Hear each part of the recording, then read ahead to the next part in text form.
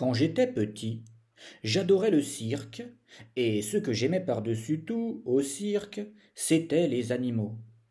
L'éléphant en particulier me fascinait. Comme je l'appris par la suite, c'était l'animal préféré de tous les enfants. Pendant son numéro, l'énorme bête exhibait un poids, une taille et une force extraordinaires. Mais tout de suite après, et jusqu'à la représentation suivante, l'éléphant restait toujours attaché à un petit pieu fiché en terre par une chaîne qui retenait une de ses pattes prisonnières. Mais ce pieu n'était qu'un minuscule morceau de bois, à peine enfoncé de quelques centimètres dans le sol. Et bien que la chaîne fût épaisse et résistante, il me semblait évident qu'un animal capable de déraciner un arbre devrait facilement pouvoir se libérer et s'en aller. Le mystère reste entier à mes yeux. Alors, qu'est-ce qui le retient? Pourquoi ne s'échappe-t-il pas? À 5 ou 6 ans, j'avais encore une confiance absolue dans la science des adultes. J'interrogeais donc un maître, un père ou un oncle sur le mystère du pachyderme. L'un d'eux m'expliqua que l'éléphant ne s'échappait pas parce qu'il était dressé. Je posai alors la question qui tombe sous le sens. S'il est dressé, pourquoi l'enchaîne-t-on? Je ne me rappelle pas qu'on m'ait fait une réponse cohérente. Le temps passant, j'oubliais le mystère de l'éléphant et de son pieu, ne m'en souvenant que lorsque je rencontrais d'autres personnes qui, un jour, elles aussi, s'étaient posé la même question.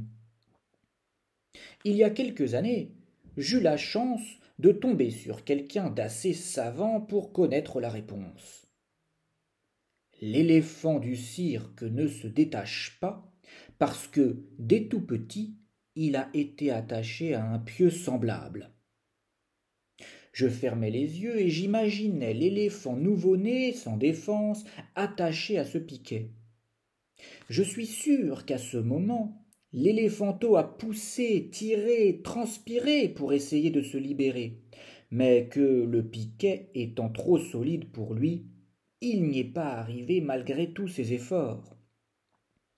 Je l'imaginais qui s'endormait épuisé, et le lendemain essayait à nouveau, et le surlendemain, et les jours suivants, jusqu'à ce qu'un jour, un jour terrible pour son histoire, l'animal finisse par accepter son impuissance et se résigner à son sort.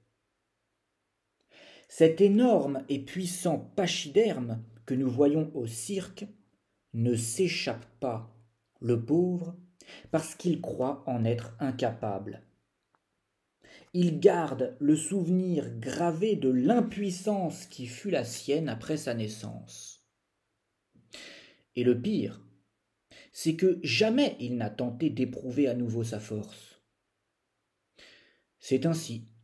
Nous sommes tous un peu l'éléphant du cirque. Nous allons de par le monde, attachés à des centaines de pieux qui nous retirent une partie de notre liberté. Nous vivons avec l'idée que nous ne pouvons pas faire des tas de choses pour la simple et bonne raison qu'une fois, il y a bien longtemps, quand nous étions petits, nous avons essayé et n'avons pas réussi.